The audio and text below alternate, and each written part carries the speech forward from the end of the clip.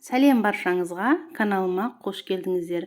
Бүгін сіздермен мясо по-тайски пісіреміз. Каналға тіркелмеген болсаңыздар, тіркеліп, қоңырауды басып қойыңыздар. Ең алдымен етімізді осылай турап аламыз. Сосын қызып тұрған майға қуырамыз. Үстінен пиязды саламыз.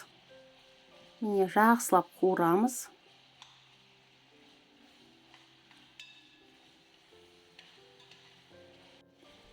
Енді міне қараңыздар, қуырылып жатыр. Үстінен паприка, қара бұрыш және де тұз саламыз. Міне осылай жақсылап қуырамыз. Астындағы отын баяу етіп қоямыз. Неге жақсылап қуырылды.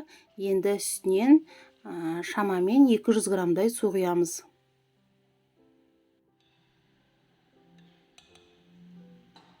Қақпағын жауып, баяу отта етімізді бірінші пісіріп аламыз.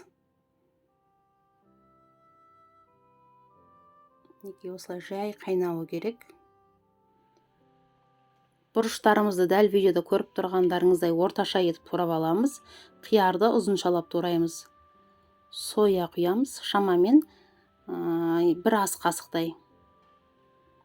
Чеснок жақсылап қуырамыз.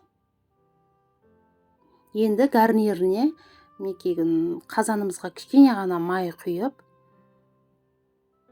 күрішімізді бірінші қуырып аламыз. Жақсылап, сосын үстінен су құйып, бір қайнатып, кішкене бір қайнағанда күріш астын басып, баяу отқа, өте жай отқа қалдырамыз.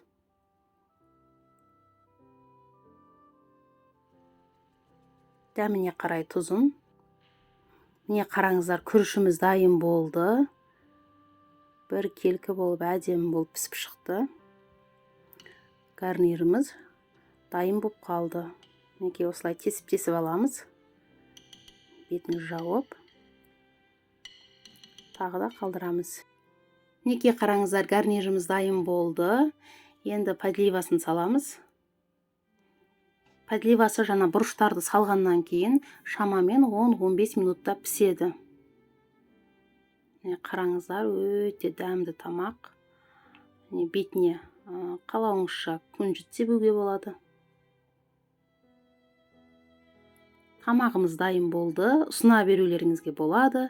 Сіздермен болған Эльмира. Келесі видеоларда кездескенше.